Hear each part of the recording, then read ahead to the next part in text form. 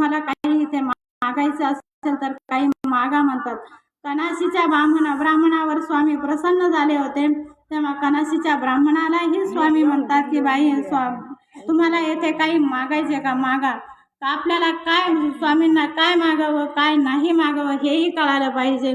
स्वामींना तो कनाशीचा जो ब्राह्मण आहे त्याने स्वामींना मागितलं की मला सुने हाती तक्र भातू द्यावा, सुने हाती मला ताक द्यावं. त्या ब्राह्मणाचं लग्न झालेलं नसतं, त्यामुळे त्याला सुनेच्या हाताने ताक भात द्यायचं म्हटलं तर त्याचं लग्न होणं गरजेचं आहे. आणि लग्न झाल्यानंतर त्याला सुनेच्या हाती ताक भात पाहिजे ना, मग त्याला मुलगा होणं गरजेचं आहे. त्याला मुलगा पण झाला पाहिजे. मुलगा झाल्यानंतर त्याचं लग्नही झालं पाहिजे, म्हणजे सून आली पाहिजे. आणि मग घरामध्ये दूध ताक आणि भात पाहिजे, तक्र भात. मग त्या ताक मिळण्यासाठी त्याच्या घरी गाई म्हशी पण असायला पाहिजेत. आणि शेतीत जे धान्य जे धान आहे, तांदूळ भातासाठी जे ते पिकवण्यासाठी शेती पाहिजे. म्हणजे त्या ब्राह्मणाने एका शब्दामध्ये त्या स्वामींना किती मागितलं, सुने हाती तक्रू भात द्यावाजी, सुनेच्या हाताने ताक भात द्यावं. स्वामी त्यांना सांगतात की तुम्हाला हे कर्मवश मिळणारच आहे, परंतु तुम्ही दुसरं काहीतरी मागा, तुम्हाला हे तुमच्या कर्मवश मिळणारच आहे. परंतु तो ब्राह्मण म्हणतो नाजी ना माझी हेची वावाजी, माझी हेची वावाजी. स्वामी त्यांना 3 वेळेस सांगतात की तुम्हाला दुसरं हे कर्मवश मिळणारच आहे, परंतु तुम्ही दुसरं काहीतरी मागा. तरी तो नाही म्हणतो, नाजी माझं हेची वावाजी, माझी हेची वावाजी. तसं या ठिकाणी स्वामी लहामाईसा मातेवर प्रसन्न झाले आणि स्वामी लहामाईसा माताला म्हणतात की तुम्हाला मागा काय मागायचे, त्या तुम्हाला काही दूध तूप काही पथ्य पाणी काही हवं आहे का. तेव्हा लहामाईसा माता म्हणतात की नाजी माझं दूध न लगे, माझं तूप न लगे, माझं आपुल्या श्री चरणाचे चरण उदक द्यावेजी. आणि मग स्वामी त्या ठिकाणी बायसाच्या हातून लहामाईसा मातेंना चरण उदक देतात. आणि रोज जो त्यांचा जो उपहार होतो त्यामधून थोडासा उरलेला जो प्रसाद आहे तो लहामाईसा मातेला दिला जातो की तेच माझं पथ्य आहे, तेच माझं पथ्य पाणी आहे असं सांगतात. आणि मग या ठिकाणी स्वामी त्या लहामाईसा मातेला रोज प्रसाद आणि चरणोदक पाठवतात. हा जो कार्यक्रम आहे, हा मंदिर उद्घाटन सोहळा, हा घडीले ते शिरसाळा होते. या स्वामींनी सांगितलेल्या दृष्टांताप्रमाणे हा कार्यक्रमही त्याच पद्धतीने झालेला आहे. घडीले ते शिरसाळा होती म्हणजे जो पाषाण आहे, जो पाथरवट आहे, जो पाषाणाचा जाणकार आहे, जो मूर्ती बनवतो तो त्या पाषाणाला छन्नी लावतो आणि हातोडीने घाव घालतो. परंतु त्या पाषाणाला छन्नीवर हातोडीने घाव घातल्यानंतर ती छन्नी उसळून पडते. तो जो दगड आहे तो कडक असतो, त्याचं काही घडलं जात नाही. मग तो पाथरवट काय करतो, त्या पाषाणावर कोळे जाळतो. कोळे जाळल्यानंतर त्याच्यावर कुळीथाचं, कुळीत म्हणजे आमच्या इकडं त्याला हुलगे म्हणतात, तुमच्या इकडं काय म्हणतात, कुळीत.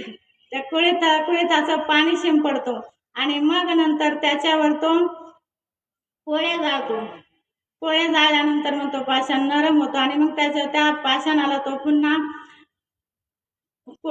छन्नी लावतो आणि छन्नी लावल्यानंतर त्याच्यावर तो हातोडीने घाव घालतो. हातोडीने घाव घातल्यानंतर त्याचे छरे उडतात, थोडे थोडे तुकडे उडतात आणि मग तो पाथरवट त्या पाषाणाला त्याला जसा हवा तसा त्याच्या मेहनतीने, त्याच्या कष्टाने, त्याच्या कुशलतेने तो त्याला जशी हवी तशी मूर्ती बनवतो आणि त्या मूर्ती बनवतो आणि त्याच्यामधून एक सगुण असं रूप साकार करतो. परंतु या क्रियेमध्ये घडणारा आणि घडविणारा या दोन्हीही महत्वाचे आहेत. घडविणारा जो आहे त्याची जिद्द महत्वाची आहे आणि घडणारा जो आहे त्याची निष्ठा महत्वाची आहे. आणि हे दोन्हींचा जेव्हा मेळ जमतो तेव्हा त्या मूर्तीचा खेळ जमला असं म्हणून समजा. त्या मूर्ती त्यामधून तयार होते. तसंच या कार्यक्रमामध्ये आंबेवडगाव निवासी जे बाबाजी ते आज आपल्यामध्ये नाही आहेत, परंतु त्या बाबाजींच्या प्रेरणेमधून आणि माझे गुरुवर्य आरणगाव निवासी श्री मोठे बाबाजी यांच्या अथक प्रयत्नातून आणि त्यांना सर्व साधू संत जे सद्भक्त आहेत, वासनिक आहेत, त्यांनी या कार्यक्रमाला या मंदिर बांधण्यासाठी खूप खूप कष्ट घेतले, खूप प्रयत्न केले आणि खूप सहकार्य केले आणि या सहकार्यामधून हे मंदिराचे उद्घाटन झाले आहे. मंदिर उभं राहिलेलं आहे आणि हा कार्यक्रम रूपी वटवृक्ष ही तुमच्या सर्वांच्या सहकार्यामधून उभं राहिलेलं आहे आणि तुमच्या सर्वांचं सहकार्य म्हणजे एक प्रकारचं ते समर्पण आहे की तुमच्या सर्वांच्या समर्पणातून, तुमच्या सर्वांच्या सहकार्यामधून हा कार्यक्रम उभा राहिलेला आहे. तसंच सर्वांचं तसं समर्पण सर्वांना असायलाच हवं, सर्वांना व्हायलाच पाहिजे कसं आणि समर्पण करायलाच पाहिजे, केलंच पाहिजे समर्पण. त्याशिवाय परमेश्वर भेटत नाही आणि त्याशिवाय परमेश्वराची जवळीकही होत नाही.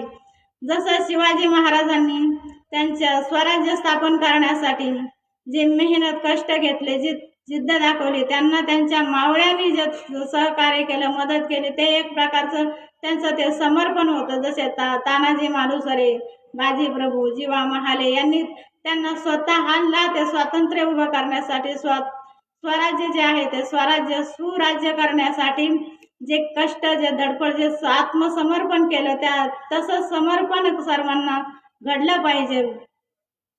तसेच हिराईसा जे आहेत, हिराईसा ह्या भट्टवासांच्या शिष्य आहेत. त्या स्वामीच्या गेल्यानंतर भट्टवासांच्या हिराईसा या शिष्य आहेत.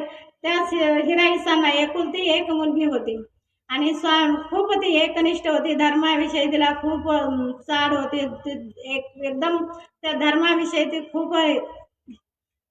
खूप असं त्या धर्माविषयी तिला आवडी होती, प्रेम होतं. आणि मग एक दिवस गुरुकुळातून भट्टवास सह सर्व परिवार हिराईसाच्या भेटीसाठी गेले, हिराईसाच्या घरी गेले. हिराईसाच्या घरी गेल्यानंतर हिराईसा मातेला खूप आनंद झाला. त्यांनी ती माझ्या परमेश्वराचा हा परिवार आहे, तो माझ्या घरी आलेला आहे आणि मग ती त्यांच्या व्यवस्थेला लागली.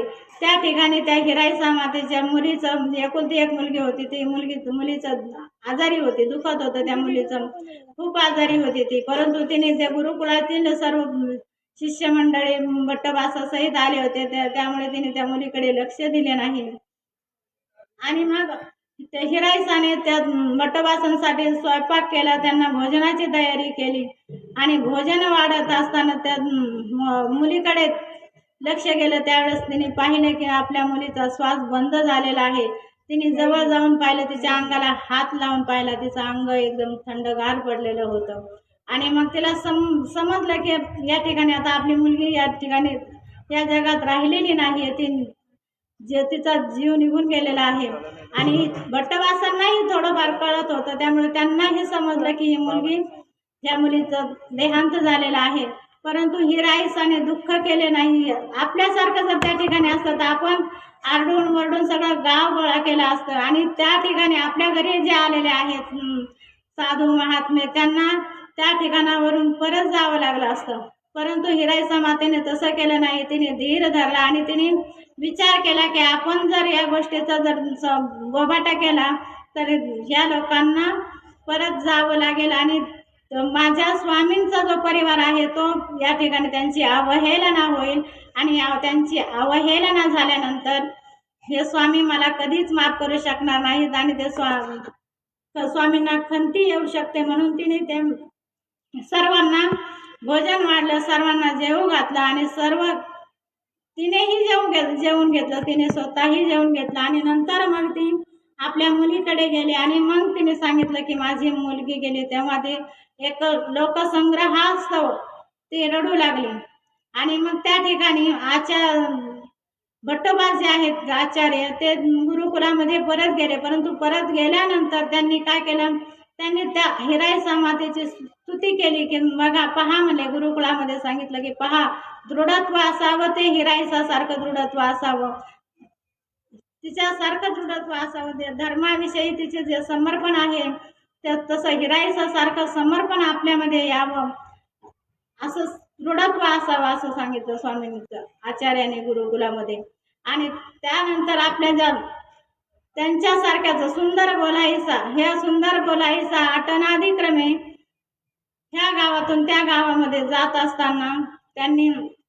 त्या बीड जिल्ह्यामधील पैठण या गावी गेल्या आणि पैठण या गावामध्ये त्यांचा मुक्काम असताना त्या ठिकाणी त्या गावामध्ये धाडी पडली. धाडी पडल्यानंतर त्यांच्यापर्यंत ती वार्ता पोहोचली की या गावामध्ये धाडी पोहोचलेली आहे. सुंदर बोलाईचा धाडी पडलेला ऐकलं, परंतु त्या जराही घाबरल्या नाहीत, जराही डगमगल्या नाहीत. आणि मग त्यांनी विचार केला की आता ही धाडी जर आपल्यापर्यंत पोहोचली तर आपलं काही खरं नाही, आपला धर्म भ्रष्ट झाल्याशिवाय राहणार नाही आणि मग धर्म भ्रष्ट होईल आणि आपल्याजवळ जे विशेष आहेत, जे प्रसादवत विशेष आहेत, त्यांचीही नासधूस होईल, त्यांचंही ते पण ते नष्ट होतील. आणि मग सुंदर बोलाईसांनी काय केलं, ते गावातून त्या बाहेर पळू लागल्या. त्यांनी पाठीमागं पाहिलं तर त्यांना ती धाडी त्यांच्या पाठीमागं एखाद्या यमासारखं त्यांच्या पाठीमागं ती धाडी धावत होती आणि सुंदर बोलाईसा ह्या पुढं धावत होत्या. पुढं धावत असताना त्यांनी विचार केला की आपण यांच्या हाती नाही लागायचं, आपण जर यांच्या हाती लागलो तर आपण आपला धर्म भ्रष्ट होईल आणि आपला धर्म भ्रष्ट आपल्याला होऊ द्यायचा नाही, धर्म भ्रष्ट होऊच द्यायचा नाही. आणि मग त्या पुढं पळत होत्या, धाडी त्यांच्या पाठीमागे पळत होती. आणि मग पुढे पळत असताना त्यांना एक विहीर दिसते. त्यांनी ती विहीर पाहिल्यानंतर त्यांना आनंद होतो. आपल्यासारख्यांना होईल का असा आनंद ती विहीर पाहिल्यानंतर? परंतु सुंदर बोलाईसांनी विहीर पाहिली आणि त्यांनी विचार केला की आज या ठिकाणी माझं जे धर्म भ्रष्ट होण्यापासून वाचण्याची जी जागा आहे ती जागा मला मिळालेली आहे आणि मग मी आता माझं धर्म रक्षण करू शकते असं विचार केला. आणि त्या विहिरीपर्यंत पोहोचल्या. विहिरीपर्यंत गेल्यानंतर त्यांनी देवश्री चक्रधर म्हणून त्या विहिरीमध्ये उडी घेतली आणि उडी घेतल्यानंतर त्या गतप्राण झाल्या.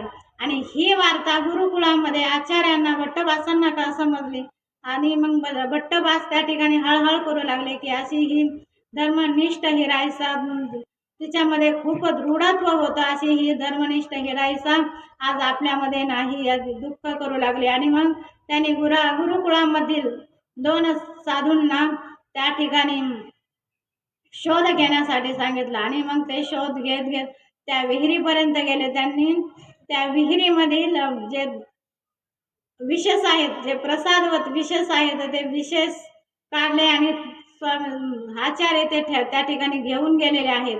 तर अशा प्रकारे सुंदर बोलाईसा ह्या मनानेही सुंदर होत्या, तनानेही सुंदर होत्या आणि त्यांचे विचारही सुंदर होते. त्यांच्यासारखंच आपल्यामध्ये समर्पण आपल्यामध्ये आलं पाहिजे. असं तशाच या ठिकाणी भांडारेकारांच्या स्वामी आवारामध्ये गेले. भांडारेकार आपली पोथी सकाळच्या बारी आपली पोथी घेऊन पाहत होते. त्यांना काहीतरी शंका होती आणि ती शंका ते त्या पोथीमध्ये शोधत होते. आपल्याला जी शंका आहे त्यांच्या मनामध्ये ती शंका ते त्या ठिकाणी शोधत होते. आणि शोधत असताना स्वामी त्या ठिकाणी त्या भांडारेकारांच्या आवारामध्ये भिक्षेसाठी गेलेले आहेत. आणि भिक्षा हा सवाल टाकल्यानंतर भांडारेकार पाहतात, परंतु ते त्या पोथीमध्येच पाहत होतात. ते त्यांची जी शंका आहे ते त्या पोथीमध्येच शोधत होते. भांडारेकारांची लक्षच दिलं नाही स्वामींकडे. स्वामी दारांमध्ये आलेत आणि नंतर मग स्वामीच म्हणतात मागील फांकी पहा. तेव्हा ते मागील पान उलगडून पाहतात. तेव्हा त्यांच्या मनामध्ये जी शंका आहे ते शंकेचं उत्तर त्यांना त्या ठिकाणी त्या मागील फांकी पान उचकल्यानंतर त्यांना त्या ठिकाणी सापडतं. आणि मग त्या ठिकाणी सापडल्यानंतर ते भांडारेकार विचार करतात की या ठिकाणी माझ्या मनातील जी शंका आहे ते ओळखणारे व त्यांनी ओळखलं म्हणजे हे कोणीतरी ईश्वर पुरुष असू शकतात, ईश्वर पुरुष असतील, हे मोठे पुरुष आहेत. आणि मग त्या ठिकाणी ते त्यांना पाहतात आणि जसे ज्या अवस्थेमध्ये आहेत, खांद्यावर उपरणं आहे, कमरेला धोतर आहे आणि त्याच अवस्थेमध्ये ते भांडारेकार स्वामींच्या मागे निघतात. त्यांची पत्नी त्यांना विचारते की तुम्हाला आंघोळीला पाणी काढलेलं आहे, तुम्ही कुठे निघाले? तेव्हा भांडारेकार सांगतात की मी ज्यांचा होतो त्यांच्या पाठीमागे चाललेलो आहे. आणि मग भांडारेकारांची पत्नी सांगते माझं काय? तेव्हा ते सांगतात की तुम्ही बाई घरी थांबा.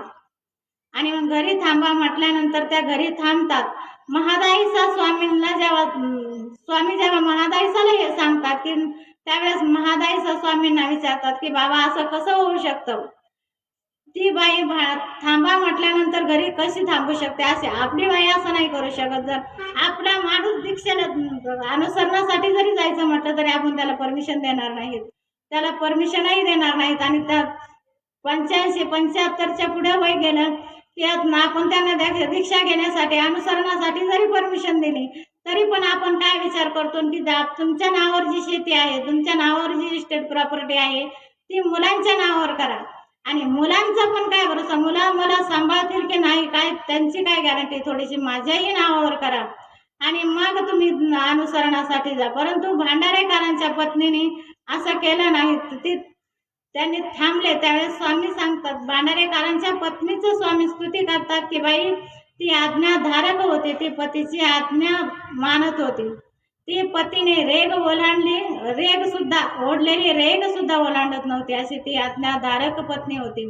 यामध्ये आपल्याला भांडारेकर स्वामींच्या मागे निघतात. त्या स्वामींचा मागे गेल्यानंतर आपल्याला भांडारेकरांचं समर्पण दिसतं. परंतु त्या ठिकाणी नकळतपणे घडलेलं भांडारेकरांचे ज्या पत्नीचं जे समर्पण आहे, जे तिच्याकडून नकळत घडलेलं आहे, त्याच्याकडे आपलं कधी लक्ष जात नाही. आपण त्याच्याकडे दुर्लक्ष केलंय. आपण कधी त्या गोष्टीचा विचारही केलेला नाही की भांडारेकरांच्या पत्नीने जो त्याग केलाय तो त्याग आपण कधी लक्षातच घेतला नाही. त्या भांडारेकरांच्या पत्नीसारखं स्वामी सुद्धा त्या भांडारेकरांच्या पत्नीचं स्तुती करतात. आणि त्या भांडारेकरांच्या पत्नीला स्वामींच्या भक्ताच्या पत्नीचा मान मिळतो की ते स्वामींच्या भक्ताची भांडारेकरांची पत्नी जी आहे ती स्वामींच्या भक्ताची पत्नी आहे, हा मान तिला मिळतो. तसंच या ठिकाणी विनायक दामोदर सावरकर हे जे आहेत ना, यांनी देशासाठी आपला देह त्यागला. त्यांना इंग्रज लोकांनी काळ्या पाण्याची शिक्षा दिली होती. परंतु काळ्या पाण्याची शिक्षा दिली, त्यांना काळ्या कोठडीमध्ये डांबण्यात आलं. आणि त्या ठिकाणी काळ्या कोठडी, ते समुद्राच्या मध्ये ती काळी कोठडी होती. त्या काळ्या कोठडीमध्ये तिथे कोणी जाऊही शकत नव्हतं, कोणी येऊही शकत नव्हतं. आणि त्या ठिकाणी त्यांना ज्या खोलीमध्ये डांबण्यात आलं होतं ती खोली अशी होती की त्या ठिकाणी सूर्याचा प्रकाशही त्या ठिकाणी जाऊ शकत नव्हता. अशा ठिकाणी तरी सुद्धा त्यांनी त्या ठिकाणाहून प्रयत्न केला. ते बाथरूम मधून बाहेर समुद्रामध्ये उडी मारली. आणि समुद्रामध्ये उडी मारल्यानंतर ते समुद्रामधून जे भारताची जी सीमा आहे ती खूप अंतर आहे. आणि तेवढंही अंतर ते रात्रंदिवस पोहून त्यात पाण्यामध्ये पोहत ते अंतर कमी केलेलं आहे. आणि ज्या वेळेस त्यांना समुद्राची भूमी समुद्रामधून पोहत असताना भारत मातेची भूमी दिसली, त्यावेळेस त्यांना समाधान वाटलं. आणि मग त्यांनी त्या ठिकाणी एक गीत म्हटलेलं आहे की नेमज परत मातृभूमीला, सागरा प्राण तळमळला सागरा.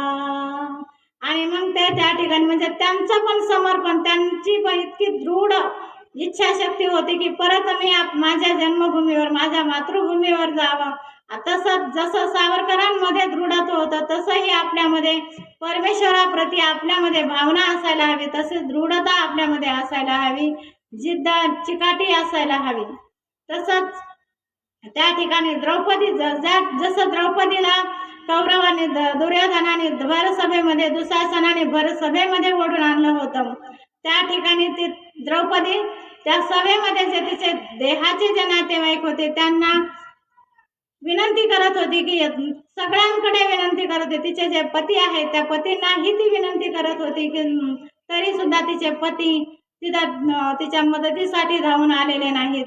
त्या ठिकाणी तिचे गुरु द्रोणाचार्य होते, त्या ठिकाणी भीष्म पितामहही होते, परंतु ते सर्व माना खाली घालून बसले होते. विदुर काकाही माना खाली घालून बसले होते. त्या ठिकाणी तिला कोणीच त्या समयाला मदतीला धावून आलं नाही. आणि मग तिने परमेश्वराचा धावा केला, भगवंताचा धावा केला. भगवंत एका क्षणामध्ये तिच्या मदतीला धावून आल्याशिवाय राहिला नाही. आणि तसंच आपण जर परमेश्वराला जर एकदम अंतकरणामधून जर बोलवलं, अंतकरणामधून आठवण केली तर परमेश्वर आपल्याही मदतीला धावून आल्याशिवाय राहणार नाही. आणि मग या ठिकाणी स्वामींच्या सहवासामध्ये डांगरेश नावाचा पुत्र होता. तो कसा आला स्वामींच्या सहवासामध्ये? आऊसा नावाची स्वामींची भक्त होती. आऊसा सोबत तो डांगरेश स्वामींच्या सहवासामध्ये आला होता. एक दिवस एका ठिकाणी वास्तव्य असताना स्वामींना उदासी आली आणि उदासी आल्यानंतर स्वामी सर्व भक्तिजनांना सांगतात. स्वामींनी भक्तिजनांना काहीतरी काम सांगितलं होतं, परंतु ते काम त्यांनी व्यवस्थित केलं नाही, म्हणून स्वामींना उदासी आली होती. आणि मग त्या उदासी आल्यानंतर स्वामी त्या सर्व भक्तिजनांना सांगतात की तुम्ही माझ्यापासून दूर जा, मला एकांत हवा आहे, तुम्ही या माझ्यापासून दूर जा, निघून जा इथून. आणि मग सर्व भक्तिजन त्या ठिकाणाहून निघून जातात. आणि निघून गेल्यानंतर मग सगळे भक्तिजन निघून जातात, परंतु डांगरेश मात्र त्यांच्या पुढे पाय करून बसलेला असतो. सगळे भक्तिजन निघून जातात आणि मग डांगरेश समोर बसलेला आहे. डांगरेश स्वामींकडे स्वामींचं श्रीमुख अवलोकन करीत आहे. आणि मग स्वामी त्या डांगरेशांना म्हणतात, तुम्हाला काही वेगळं सांगायचं का? तुम्हाला मी सांगितलेलं तुम्हाला कळलं नाही का? तुम्हाला मी जे सांगितलं ते तुम्हीही जा इथून निघून, तुम्हीही नका थांबू. आणि मग डांगरेशला त्या गोष्टीचं दुःख वाटतं, त्याला त्याचं असं काळीज चिरल्यासारखं वाटतं. आणि मग तो उठतो, स्वामींचं श्रीचरणाचं दर्शन घेतो, स्वामींना 5 प्रदक्षिणा मारतो आणि प्रदक्षिणा मारल्यानंतर तो डांगरेश स्वामीपासून दूर निघून जातो आणि तो एका नदीमध्ये जातो. डांगरेशला खूप म्हणजे खूप दुःख झालेलं असतं. आणि मग तो जो स्वामींचा जो विरह आहे तो सहन करू शकत नाही आणि त्या विरहामध्ये तो त्या नदीमध्ये जातो. आणि नदीमध्ये गेल्यानंतर वाळूमध्ये आपलं तोंड खुपसून तो आपला देह त्यागतो. आणि नंतर मग थोडा वेळ गेल्यानंतर स्वामींचे सर्व जे भक्तिजन आहेत ते परत पुन्हा स्वामींच्या जवळ येतात. सगळे भक्तिजन जवळ येतात. स्वामी पाहतात की आपले सर्व भक्तजन आलेले आहेत, परंतु आपला एक भक्त दिसत नाही. स्वामी भक्तिजनांना सांगतात की माझा एक भक्त आलेला नाही. सगळेजण एकमेकांकडे पाहतात आणि विचार करतात की कोण आलेला नाही. भक्तिजन तर सर्वजण आलेले आहेत, परंतु त्यांच्या लक्षात येत नाही की भक्त कोण राहिलेला आहे. आणि मग स्वामी सांगतात की डांगरेश कुठे आहे? डांगरेश आलेला नाही. आणि मग हा डांगरेश जो आहे तो डांगरेश कुठे आहे त्याला शोधा म्हणतात. सर्व भक्तिजन चारीही दिशेला पाठवतात. सगळेजण सगळीकडे जातात आणि शोधतात, परंतु डांगरेश काही त्यांना मिळत नाही. ते पुन्हा स्वामींकडे येतात आणि स्वामींना सांगतात की डांगरेश काही मिळाला नाही. आणि तो स्वामींना एक जण भक्त सांगतो की तो कुत्राच आहे, किती गेलं तर त्याला बाहेर तुम्ही काढून दिलं तर गेला असेल, त्याच्या पोटा पाण्याची व्यवस्था करण्यासाठी काहीतरी कुठेतरी भटकत असेल, इकडे तिकडे कुठेतरी गल्लीमध्ये. परंतु स्वामी म्हणतात नाही, तो तसा भटकू शकत नाही. जा म्हणले तुम्ही त्या नदीच्या ठिकाणी जा आणि तिथे शोधा त्याला. आणि भक्तजन मग त्या ठिकाणी जातात. त्या ठिकाणी गेल्यानंतर पाहतात तर डांगरेशनी नदीच्या वाळूमध्ये तोंड खुपसून आपला देह त्याग केलेला असतो. आणि मग ते भक्तिजन पुन्हा स्वामींकडे येतात आणि स्वामींना सांगतात की स्वामी डांगरेशनी वाळूमध्ये तोंड खुपसून आपला देह त्याग केलेला आहे. तेव्हा स्वामी त्या ठिकाणी जातात. स्वामी त्या डांगरेशांना स्पर्श करतात, त्याच्या पाठीवरून हात फिरवतात आणि त्या स्वामी आपल्या भक्तिजनांना सांगतात की माणसापेक्षा सुने चांगले, म्हणजे जीव प्राण्यापेक्षा मनुष्य प्राण्यापेक्षा सुने चांगले म्हणजे कुत्रे चांगले आहे. की तो माझा विरह सहन करू शकला नाही आणि विरह सहन न झाल्यामुळे त्याने आपला देह त्याग केला. जसा डांगरेशाने त्याचा देह त्याग केला, त्याची तो विरह सहन करू शकला नाही, तसं आपल्यालाही परमेश्वराविषयी तितकीच आवडी झाली पाहिजे की आपल्यालाही स्वामींचा विरह जाणवला पाहिजे. आपल्यालाही तळमळ, आपल्या मनामध्ये सुद्धा तळमळ असावी परमेश्वराप्रती. आणि त्या ठिकाणी एकदा चिंतनीमध्ये बाबाजींना चिंतनीमध्ये एका ताईने प्रश्न विचारला की बाबाजी आनंद कुठे मिळतो? तेव्हा स्वामी बाबाजी त्या ताईंना सुंदर असं उत्तर दिलं. त्या ताईने सांगितलं की बाबा मी लग्न केलं, त्या संसारामध्ये मी आहे, परंतु त्या संसारामध्ये माझं मन रमत नाही आणि त्या संसारामध्ये सुखही लागत नाही, तेव्हा आनंद कुठे मिळेल? तेव्हा बाबाजींनी त्या ताईंना खूप सुंदर असं उत्तर दिलं की बाई, संसाराची सीमा ज्या ठिकाणी संपते आणि ज्या ठिकाणावरून परमार्थाची सीमा सुरू होते, त्या ज्या ठिकाणी परमार्थाची सीमा सुरू होते त्या ठिकाणावरून आनंद प्राप्त होतो. ज्या वेळेस परमार्थाची सीमा सुरू होते, आपण ज्या विधी करतो त्या विधी जसे जसे आपण विधी करत जातो तसे तसे आपल्याला तो आनंद प्राप्त होत असतो. म्हणजे परमेश्वराचे ज्या सेवा दास्य आपण स्मरण करतो, चिंतन करतो, त्याच्यामध्ये आपण अनेक ज्या विधी करतो त्या विधीमध्ये आनंद मिळत असतो. तसेच नागदेव आचार्य जे आहे, स्वामींचे जे प्रथम आचार्य, ज्यांना स्वामीने प्रथम आचार्य बनवलं, स्वामी त्या ठिकाणी ज्या वेळेस त्यांच्या भावांचा गुंडाने रस्ता लुटल्यानंतर त्यांना लुटलं होतं, ते त्यांचे जे भाऊ आहेत ते व्यापारानिमित्त बाहेर जायचे आणि ते व्यापारावरून येत असताना त्यांना लुटले गेला आणि त्यांचं त्या ठिकाणी मारहाण केल्यानंतर त्यांचा जीव गेला.